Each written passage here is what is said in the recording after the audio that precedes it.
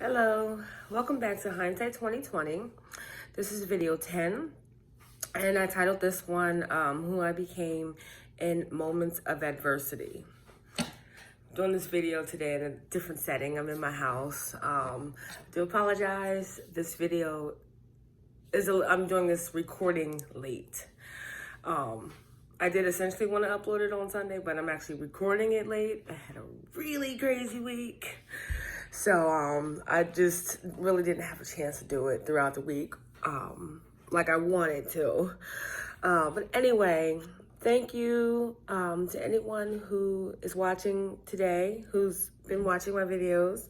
And if you're new to watching my videos, thank you for being here. All right, so I titled this Who I Became in Moments of Adversity. I came up with this particular subject because I was just thinking of like who I am as a person, and like I was just reminiscing on like all the moments that probably should have changed me and probably should have like hardened me a lot more, but didn't. And it just kind of got me thinking of who I am in the core, like who I am deep down inside, you know? So adversity is misfortune, you know, and difficulties, misfortune.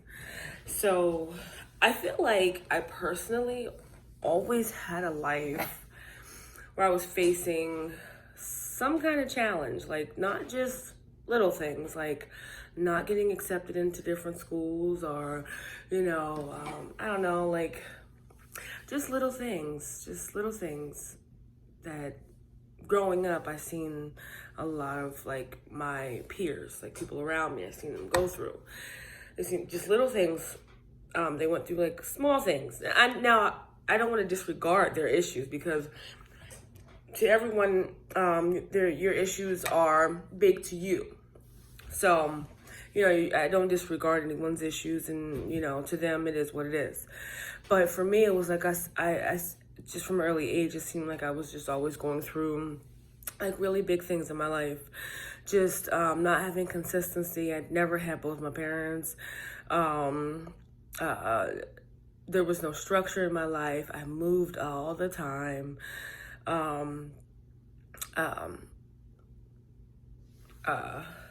Like I moved all the time. I was in foster care. It was just like those type of things. There no stability. I think I said consistency. There was no stability in my life. Abuse. Like emotion. There was a lot of emotional abuse. There was physical abuse, and there was some sexual abuse. And when I like kind of looked around at my peers, at my friends, and people that I just was around, you know, like more in my circle, it seemed like I was always the one who had the bigger issues going on. And there were also issues I really didn't talk about either. Like my friends would talk about those stuff that really, like I said, was small to me, you know. But I had these big issues going on, and, you know, I was always a good friend to people. You know, I always listened and tried to give the best advice that I could at my maturity level, you know. But I seemed to face a lot of adversity when I was young. That didn't stop. But anyway, when I was younger, I'm going to kind of go in sections here. When I was younger and I was going through these things as a kid, I was still this kind-hearted person. I was still this genuine person. I was still this giving person, this loving person, this person that wanted to see people smile and laugh, and I wanted to bring joy to people, you know, other people's lives, even though I was hurting very deeply inside. And I would keep those things in and tuck them in, and I would still try to be a light to the world. And those are moments of adversity growing up. And then just as in my adulthood, just the adversity that I faced, when I started losing a lot of my family, starting with one of my aunts I was very close to, and then to lose one of my cousin who was like a sister, and then to losing my grandfather, then to losing my mom, then my dad, and then my brother. And through all of that, I still remained this loving person, this person who still would give anything that I could. I would help everyone that I could. I still smiled, I still had this light inside of me that still shined. Now I can honestly say, like, through those deaths, I did feel my light dimmed a lot. My light dimmed, but my light didn't dim through those deaths. The light inside of me dimmed because of the relationship that I was in at the time. It was extremely draining, and the person that I was with was a very think of the spirit, like very evil. I can only be blunt about it. This was someone that I was in a relationship with, and she was extremely evil spirited, and I was still good to her and her kids and her family, and she was very nasty to me, very verbally abusive. There was some physical abuse. She was just very, very evil, and she was evil to my son, and I was still good to her. I still was good to her to an extent because that relationship did take a lot out of me. I cheated a lot. I did things in that relationship as a result of how she was to me. So, like, the death didn't really dim my light. It didn't change me too much. I still was me. But through this evil spirit that I had this ended this period with, my light started to dim and I started to change. The core of me, though, the acting out me was me just trying to fill voids. It wasn't really me, but going through a period of somebody telling you what you are, and nothing you ever do pleases this person, you actually do start to become that person. So even though, like, she used to say all kind of things to me, it was just it's terrible. Like, I don't even want to relive all that, but I eventually started to become the person that she was telling me I was, even though I really wasn't this person. And then after that relationship, she essentially convinced me to sell my house that I inherited, move back to another city with her, and a couple months later, me and my son were homeless. She ended up leaving us. So after she helped me deplete everything I had, sell my house, move to another city, she ended up leaving. And it was that period of time where I faced homelessness with my son alone. And we ended up we had to move to Gettysburg, Pennsylvania, because there were no shelters in Harrisburg or the surrounding areas around Harrisburg at all. So we ended up doing that. I was scared of that. I'm like, Gettysburg? Like, when you think of Gettysburg, I don't know, it just doesn't seem like a place that we would fit in, Black folk. So anyway, we went down there, and it was like instantly I went back to this person that I was. Like, even though we were going through that stuff, like, I was still that person. I was still that laughter, that smile, that I was going through my own shit. I'm homeless. I'm trying to find myself again, trying to build up strength and be comfortable and have courage to put myself back out there, to get a place for me and my son. And that was scary for me after going through this process. But I was still that person that would talk to people and talk about their problems and try to help them and, try to just be that light. And I was still that, even though we were homeless. And then after, getting that our place and, just kind of going through life the next couple of years, I was still that same person. I was a lot more distant from people. I wasn't as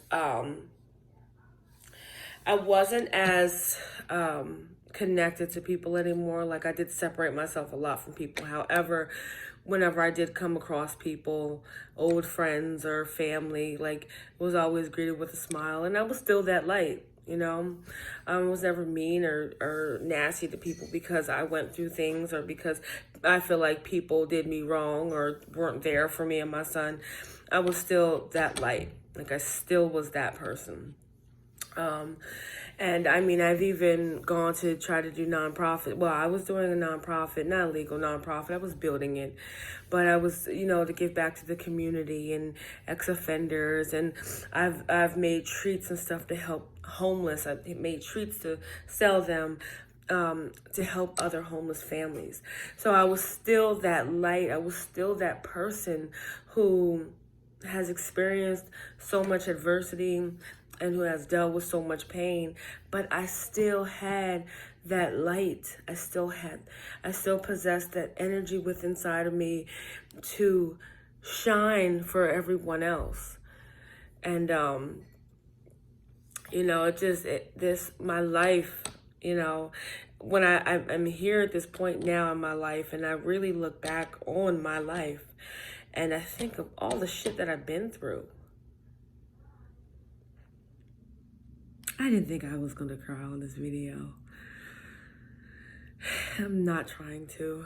But I think of all of the shit that I've gone through in my life.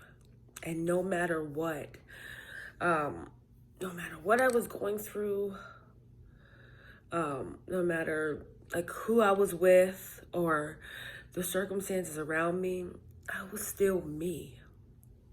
I was still that loving person who always greeted people with a smile, who gave more time to people than I had, who sacrificed for people who didn't sacrifice for me, who would go out of her way to be there for people. And in the end, I'm like I'm hustling to try to make up all that time. Like, that's me. That's who I am. And I thought that because of who I am was the reason that I was going through so much of the shit that I was going through in my life, but it's not. Shit happens in life. And I thought for a period that I needed to change who I was. I needed to stop being so nice. I needed to stop smiling at people. I needed to stop giving people my time. I needed to stop trying to help people. But it's not me. To change who I am, to become less of who I am isn't me, and it wouldn't be authentic in this world. I've tried it, and I always came back to who I am. And I think that, well, for me, it was very important for me to realize this. For me to realize that I am who I am. And there's nothing wrong with who I am in my core. Like, I am a genuine, loving light to this world. That is who I am. And I may need to be more structured about who I am because people will take advantage of me. And people have done it a lot, which does drain you. But I can't change my core values and my core person, like who God made me. Like, these qualities that I have are given to me by God, specifically for me. And I can't change who I am. And when I look back on my life, what made me realize this was looking back on my life in moments where I was sad, where I felt like someone took advantage of me, where I felt like, why do I keep giving myself to people? Why do I keep trying to help people? Why do I keep sacrificing for people who don't do the same for me? And I'm in these moments of sadness and, just trying to figure it out. And I'm looking back and I'm like, I've always been like this. And there's nothing wrong with who I am, But I do need to be a little bit more structured. And that's my hindsight 2020. Like, what did I learn? I learned that I am who I am. And I should be more structured so that people don't take advantage of me. And I don't give more of myself than I have in the moment to give. You know, my cup always has to be full. Whatever's running over is what I have to give, and that's not selfish. But I have to make sure that my cup is running over, and then I can give, and I can be that person. Those are things. That's one thing that I learned. I learned that I am who I am, and the core being is who God made me, and that I will feel better once I start to embrace who I am instead of trying to take away from who I am. And that's where I'm at now in my life, where I'm learning to be comfortable and embrace the Chrissy that God made, and to be more structured with myself. And I'm learning to make sure that I am full before I give any of me away. But yeah. And I learned all this just through adversity, you know. I've been going through things my whole life, and I've always remained the same person that I am. And I used to think it was a curse, you know. Like, I used to think, why am I not growing up? Like, I was immature or something. But I am grown, and I'm very mature. I just am who I am. So, thank you all for watching. I really do appreciate it. I'm just going to ask if anyone's faced any adversity, and they, I don't know, and you felt like if you're somebody like me who's always gone through different types of adversity, but your personality and your core being never changed and you questioned it, talk to me about it. I'd love to hear it. But for now, y'all have a good day.